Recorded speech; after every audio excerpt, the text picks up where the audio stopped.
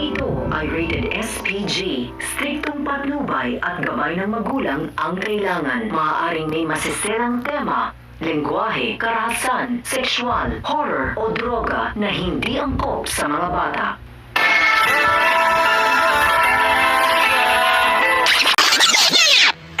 Ang mga dapat nating abangan sa FPG's Batang Quiapo.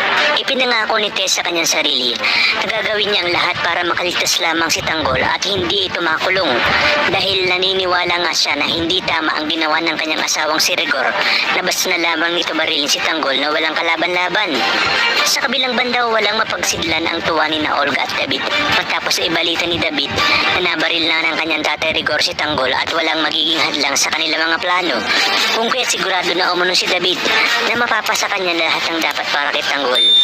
Sa pagbalik ni Naroy galing sa pakikipaghabulan kina Tanggol ay galit na sinabi ni Angkong na buong akala niya umano ay mapagkakatiwalaan ng bago nitong tao na si Tanggol. Yung pala ay mga magnanakaw ang mga ito. Sinabi naman ni Roy na pasensya na umano at ang mahalaga ngayon ay hindi sila nasundan ng mga parak dahil pag nagkataon ay baka maburilyaso na naman ang kanilang papasimulang negosyo.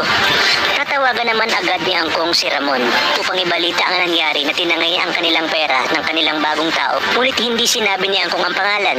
Kaya naman sinabi ni Ramon na alam na umano ni Angkong ang kanyang gagawin at mahala sa negosyo ang mga ganong tao kung kaya't dapat dinidispatsa na ito. Maya-maya pa habang sila ay nag-uusap ay makikita naman ni Roy sa balita ang pagkakabaril ni Rigor de Magiba sa kanyang anak na si Tanggol. Kung kaya't sinabi ni Roy na kaya naman pala sila hinahabol dahil pulis pala ang ama ng kanilang tao na si Tanggol. Narinig naman ito ni Ramon kung kaya't napaisip siya na baka napano na ang kanyang anak na si Tanggol. Kung kaya't dito dali-daling bubuksan ni Ramon ang kanyang telepono upang mapanood ang nasabing balita.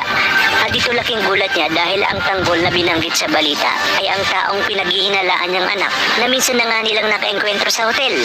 Kung kaya't nakumpirma niya nga dito na tinatarantado pala siya ni na Olga at David.